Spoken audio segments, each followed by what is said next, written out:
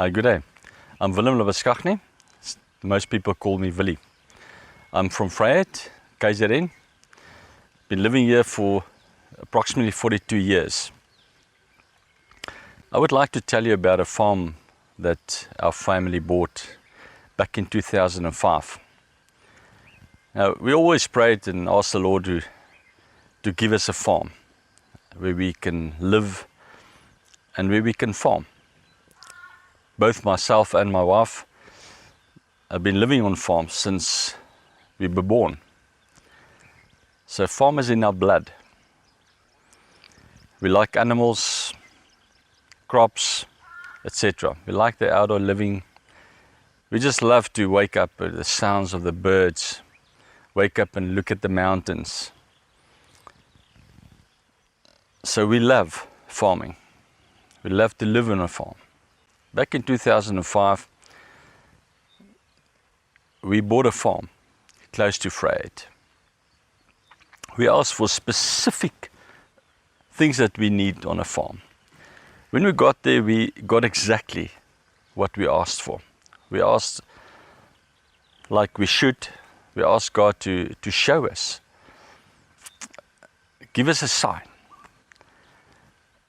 And the day when we went out before we signed, we got there and the whole town and district was cloudy and dark. And when we got close to the farm, there was a white light shining on the farm. And that gave us an answer. But we didn't leave it there. We asked for word as well. So God gave us a word and the promise that there will be peace on this farm. So we bought the farm and we did what we should, put up a proper fence that's we're safe at night, like I think we should. I'm very security conscious because of my history. Now, since 2005 when we bought, up to 2010, we really went for it. We built the farm and we were very enthusiastic about our future on the farm. 2010, the whole political climate in this country changed, in South Africa. The people became vigilant. They tried all sorts of ways to get us off the farm, chase us off the farm. They put us on a lot of provocation. And I knew that we have to be patient. Although, you know, as a man, you want to take control of the situation. But I realized that when I do that, I will achieve the opposite. And the fruits will not be good. So I really prayed about this. Very soon, they started the first attempt on my life. And then the second and the third. And after the third, the intelligence came to me and they discussed the situation with me. And they confirmed all these cases.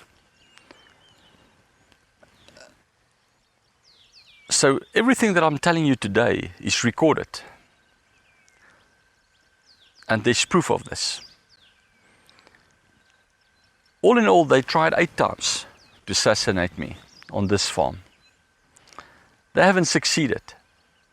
Because this is 8 to 10 years later. 10 years from the first occasion. At a stage, it got so severe that I didn't even sleep inside the house. I slept outside. You guys that border duties, you'll understand.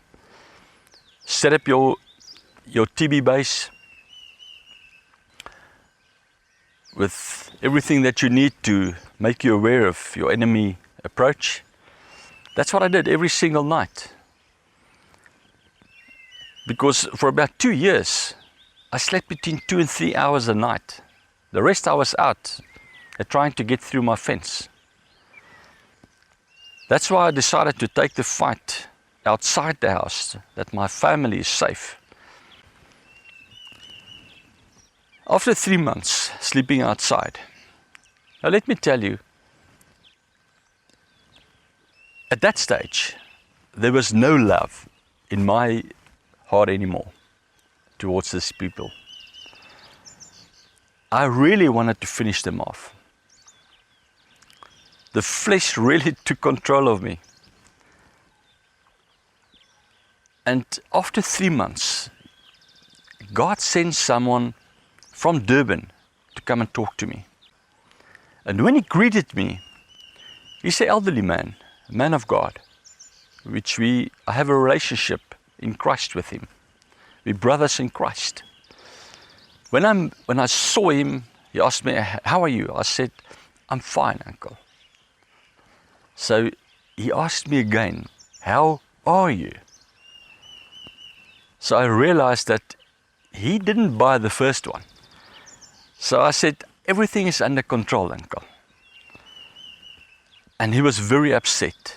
And he asked me the following. He said, "God sent me from Durban to come and talk to you, and you tell me everything is under control." And then I realized there's a godly intervention here. And I said, "Uncle, let me go and tell you what happened." And I told him that you're the fourth person that knows this. Myself, my wife, intelligence, and you. So you may not speak out of this to anyone. You may not tell any person what happens here. The reason being, if something happens here, and I happen to shoot a couple of people here, I'm already guilty by law, because my pre-intention was to kill them. So I didn't tell anyone. The next morning, at about 5 o'clock, Uncle Von phoned me. He said to me, "I need to see you tomorrow." I said, "It's fine, Uncle." So he came. When he came, he gave me 3 pages, which he wrote the previous night, where God spoke to him. And he asked me this, and he said, "Please go and read this, and go and do it." I said, "Thank you, Uncle. I'll do that." And he left. I went to study it, all the scriptures that he gave me, everything taken from the Word. And it's all about communion, Holy Communion. And when I read this, I never understood Holy Communion like I did that day. It really just opened up to me. And what I realized is that Jesus Christ have already paid the price. He already died. That I don't need to die. I don't need to kill these people. So I did the same. I called my family together, and we had Holy Communion. Since then, my life had a whole new perspective about Holy Communion and the grace of God. The moment then we did it, when I left all these burdens, I left it at the cross, and I gave it back to Jesus. Now I need to tell you what happened thereafter, and the godly intervention that happened. About 2 weeks after the first communion, my wife and I went home early. That was about 5 o'clock in the afternoon. That's early for us because we normally get home very late at night. And when we entered the farm, these people normally walked right in the middle of the road that I have built, my road.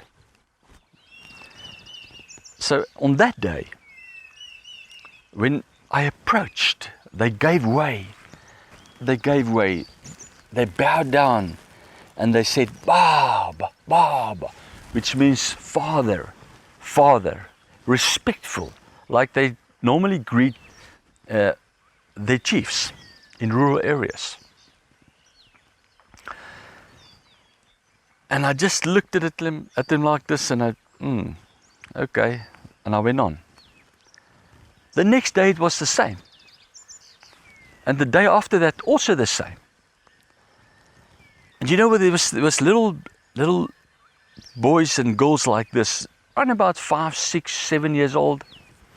And normally they would have sweared at me. I mean, a child of this age, 6, 7 years old, to swear at an adult.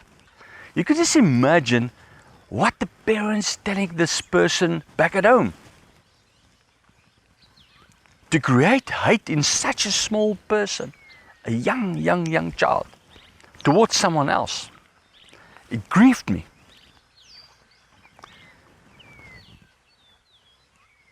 After a couple of days, these young guys, when they saw me, they greet me and I could see the joy and the enthusiasm on their faces.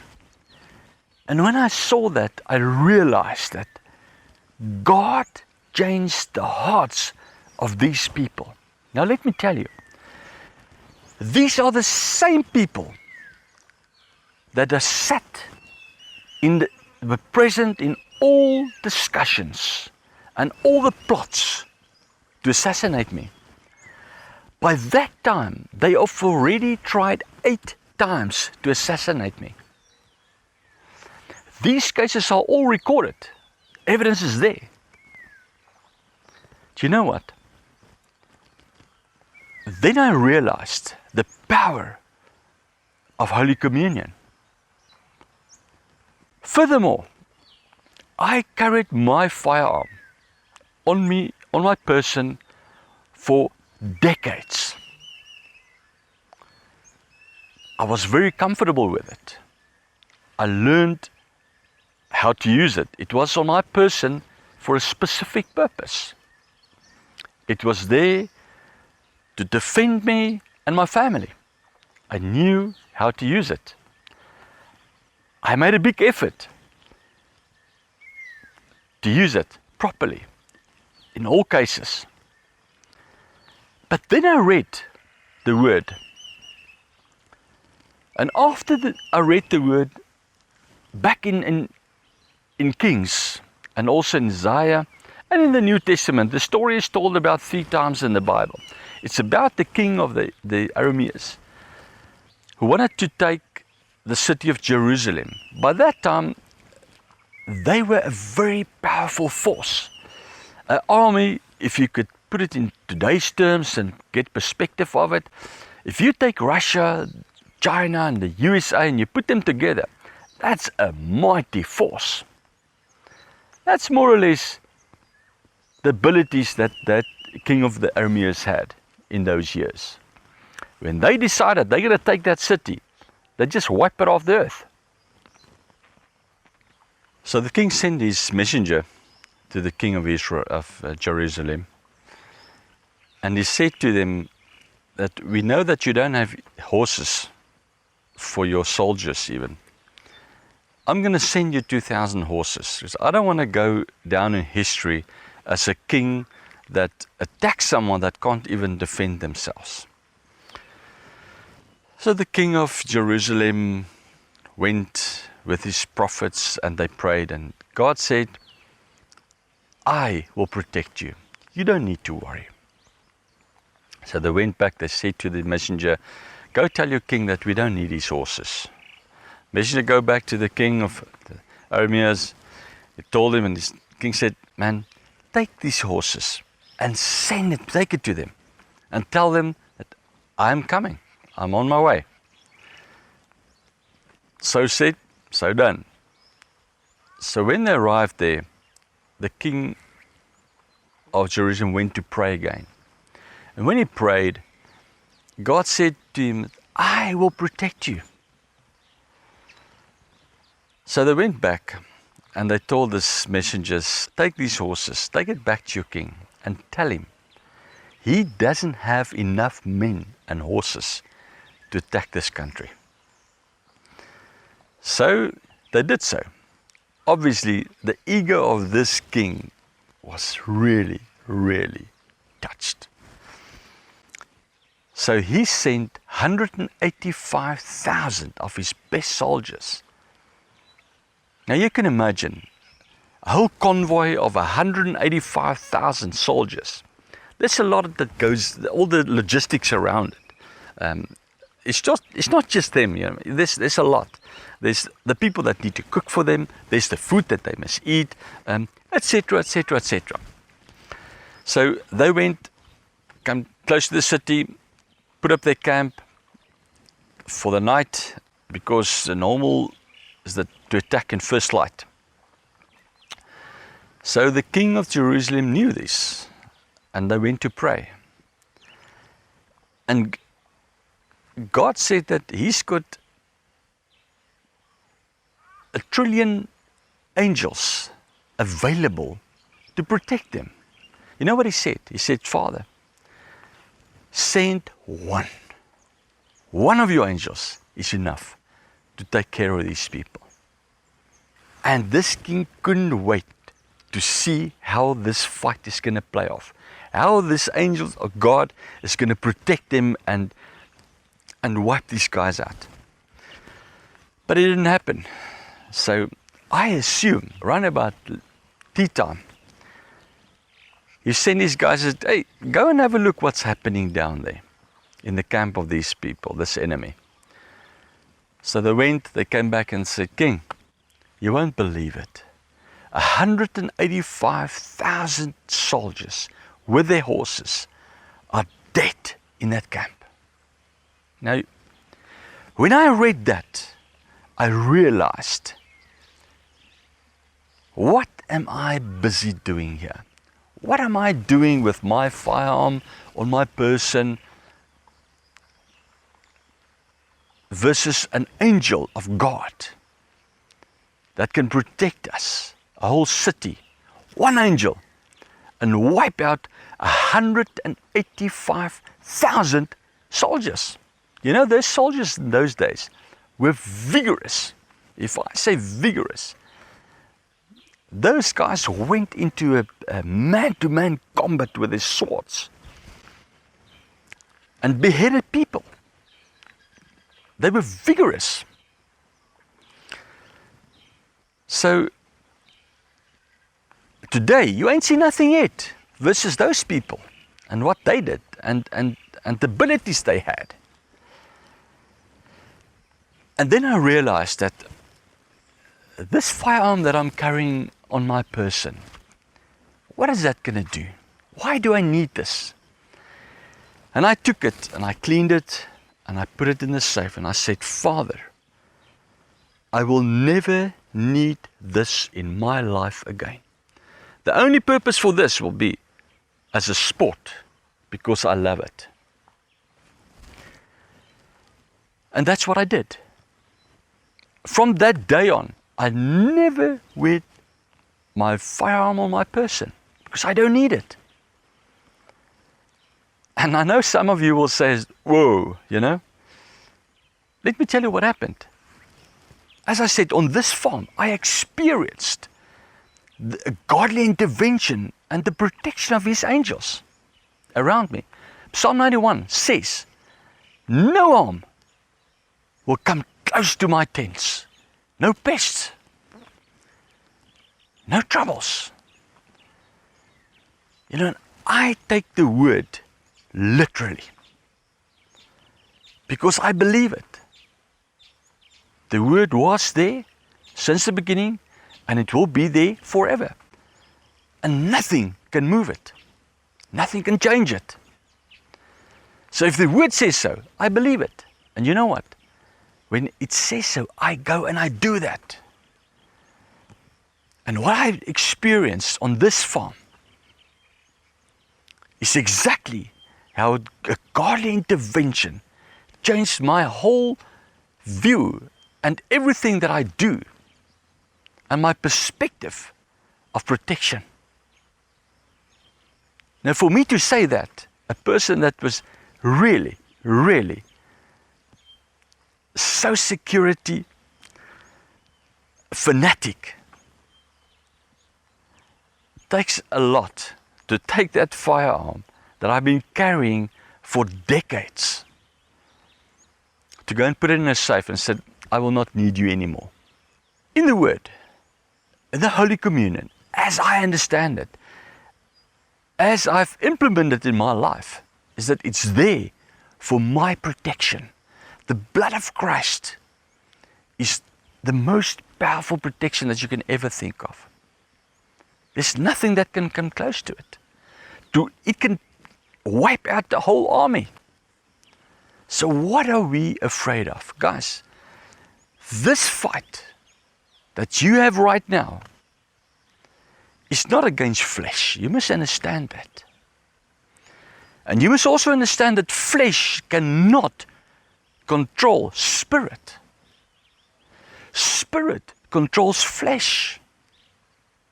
If you act in the flesh, the results will not be good. For none of us. So I urge you today is to do the same what I did. To start using Holy Communion at your house. You and your family. And ask for His protection. And you will see the results. No one, not you, not me, none of us need to die. Because Christ died already on the cross. That's what He did. He said, it's done. Ikabot. And that's my message to you today. From the bottom of my heart, I don't want to see any farmer killed anymore. Zero. It's got to stop today.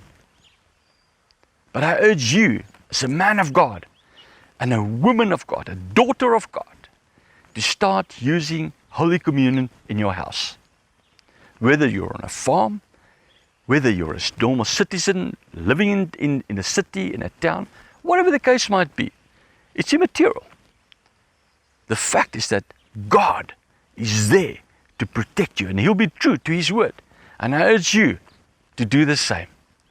God bless you, man. Shalom.